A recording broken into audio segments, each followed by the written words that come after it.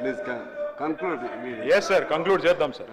ముఖ్యమంత్రి గారికి ఏదో AK-47 గురించి చెప్పారు అధ్యక్ష, ఏదో ఎవరో కాల్చి చంపారంట అధ్యక్ష. AK-47 గురించి, తుపాకుల గురించి ఆయనకు తెలిసినంత మాకు తెలియదు సార్. ఎందుకంటే తెలంగాణ ప్రజల మీదకి ఉద్యమంలో ఆనాడు తుపాకీ తీసుకొని పోయిన రైఫిల్ రెడ్డి ఈయన అధ్యక్ష. ఇంకోటి అధ్యక్ష, అవును అధ్యక్ష, కరెక్ట్. ఎవరిని చంపే అధికారం లాక్కున్నారు అధ్యక్ష అక్కడ?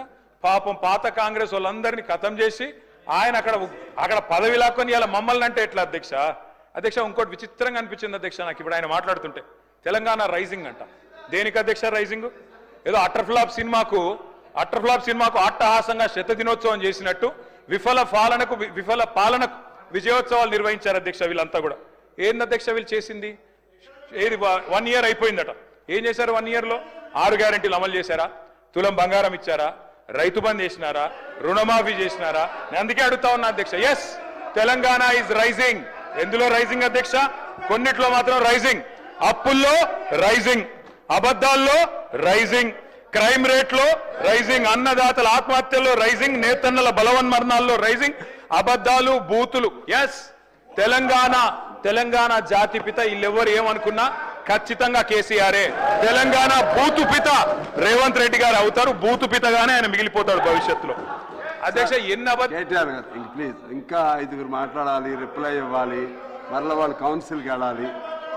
కాస్త త్వరితగతిన పూర్తి చేయండి సార్. సార్ మీరు పెద్దలు మీరంటే గౌరవం. రామశివరావు గారు మీరంటే గౌరవం. మీరు ఇట్లా మా గొంతు నొక్కితే అది కూడా మీరు ప్రజాస్వామిక స్ఫూర్తి కలిగిన వారు. మీరు గొంతు నొక్కకూడదు సార్. Education budget 15% పెడతామన్నారు. ఎంత పెట్టారు అధ్యక్ష వీళ్ళు? 15% అని 7.5% పెట్టినారు. ఎన్ని చెప్పారు అధ్యక్ష ఎడ్యుకేషన్ గురించి? ఇది ఇచ్చేస్తాం, విద్యా భరోసా కార్డు ఇస్తాం, పిల్లలు ఫీజులు కట్టాల్సిన అవసరం లేదు, ఇంటిగ్రేటెడ్ స్కూల్స్ అని 11,600 కోట్లు పెట్టినారు. నేను అడుగుతా ఉన్నా అధ్యక్ష, 11,600 కోట్లు దేవుడెరుగు. ఉన్న 1022 గురుకుల పాఠశాలను కాపాడండి. 88 మంది చచ్చిపోయినారు ఇప్పటికీ. దయచేసి వాళ్ళకి కాంపెన్సేషన్ ఇవ్వండి. రైతులు 513 మంది ఇప్పటికీ ఆత్మహత్యలు చేసుకున్నారు. నేను లిస్టు పంపిస్తా ఉన్నాను గౌరవ ఎల్ఏ మినిస్టర్ గారికి మీ ద్వారా. దయచేసి వీరికి నష్టపరిహారం ఇవ్వండి.